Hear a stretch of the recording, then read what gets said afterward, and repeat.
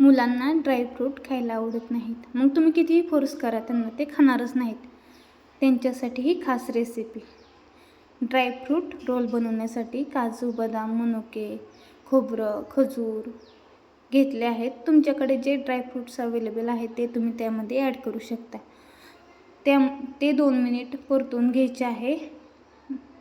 अगोदर मी काजू, बदाम, खोबरं भाजून घेतलं आहे. नंतर मनुके आणि खजूर भाजून घेत आहे. 2 मिनिट दोन्ही परतून घेतलं आहे. मग नंतर ते मिक्सरमध्ये बारीक करून घ्यायचं आहे.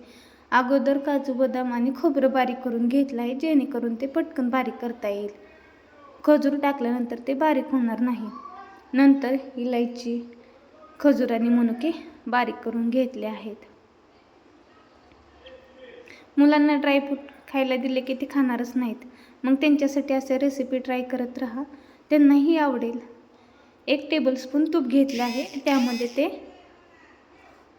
4 ते 5 मिनिट परतून घ्यायचं आहे. ते मिक्स होईपर्यंत ते परतायचं आहे.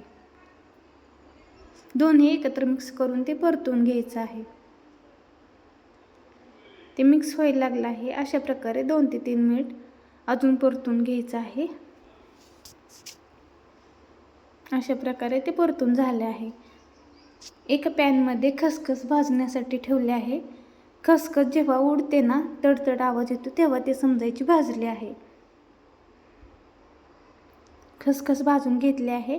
आपण जे काजू, बदाम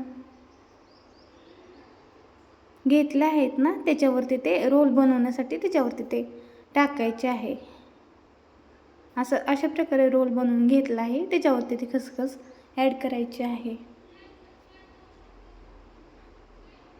अशा प्रकारे त्याला ते खसखस लावायचे आहे. रोल त्याच्यावरती फिरवायचा आहे, जेणेकरून त्याला खसखस लागेल. नंतर 1 तास फ्रीजमध्ये ठेवला होता, जेणेकरून ते कट करता छान येईल. नंतर कट करायचे आहेत. तुम्ही त्याचे लाडूही बांधू शकता, खूप छान होतात, पण मी कट करून घेतले आहेत. अशा प्रकारे रेडी आहे आपली रेसिपी. आवडल्यास नक्की लाईक, शेअर आणि सबस्क्राईब करा.